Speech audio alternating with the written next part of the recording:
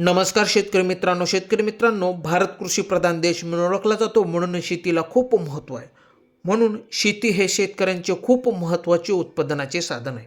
शेतकरी मित्रांनो, आज आपण कांदा पात हिरवीगार कशी करावायची व कोणकोणती खते यांचा वापर कधी करायचा याची सविस्तर माहिती या व्हिडिओच्या माध्यमातून देण्याचा प्रयत्न करणार आहोत. मित्रांनो, असेच शेतीविषयक नवनवीन व्हिडिओ बघण्यासाठी आपल्या शेतकरी मित्र या यूट्यूब चॅनलला जर सबस्क्राईब केलेले नसेल तर सबस्क्राईब करा. मित्रांनो, व्हिडिओ आवडल्यास लाईक शेअर कमेंट्स करा. मित्रांनो, व्हिडिओ स्किप न करता बघावा, आपल्याला सर्व माहिती मिळेल. तर चला जाणून घेऊया. शेतकरी मित्रांनो, कांदा पिकासाठी तिसरी फवारणी ही खूप महत्त्वाची असते, कारण त्यावेळेस कांदा पीक वाढीस लागते.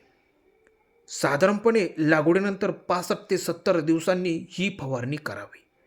मित्रांनो, तुम्ही त्यासाठी झिंक आणि बोरॉन सारखी सूक्ष्म अन्नद्रव्य पानांच्या वाढीसाठी आणि हिरवेपणासाठी आवश्यक असते, त्यासाठी तुम्ही त्याचा वापर करू शकता. मित्रांनो, पीक जेवढे निरोगी राहील तेवढी त्या फळांची पानांची ग्रोथ चांगल्या रीतीने होईल आणि उत्पादनातही वाढ होताना तुम्हाला दिसेल. शेतकरी मित्रांनो, तुम्ही बघू शकता कांदा खूप मोठ्या संख्येने खूप छान प्रकारे आलेला आहे.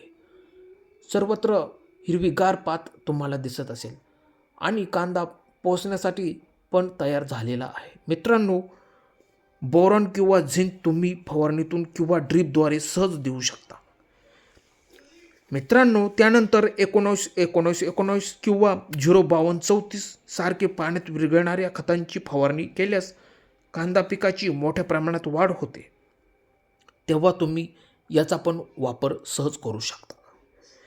त्यानंतर कांद्याची जोमाने वाढ होण्यासाठी कीटकनाशक व बुरशीनाशक यांची फवारणी करणे खूप महत्त्वाचे असते. जसे की थ्रिप्स नियंत्रणासाठी तुम्ही ॲसिफेट आणि डेसिस 100 मिली किंवा रिझंट 250 मिली यांचा वापर सहज करू शकता.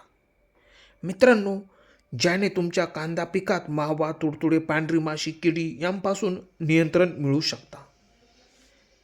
त्यानंतर शेतकरी मित्रांनो, बुरशीनाशक म्हणून तुम्ही नेटिओ 100 ग्रॅम किंवा रेडोमिल 250 ग्रॅम यांचा वापर करून बुरशी कांद्यापासून पिकाला वाचू शकता आणि कांदा निरोगी करण्यास मदत करू शकता.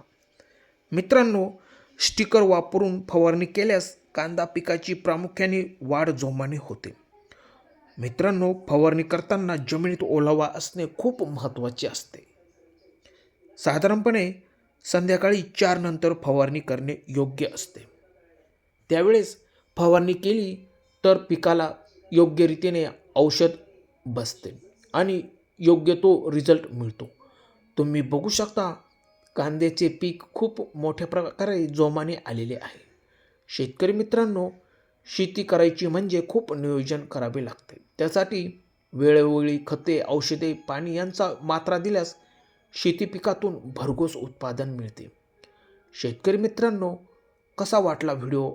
आवडल्यास लाईक करा, शेअर करा, सबस्क्राईब करा. धन्यवाद शेतकरी मित्रांनो.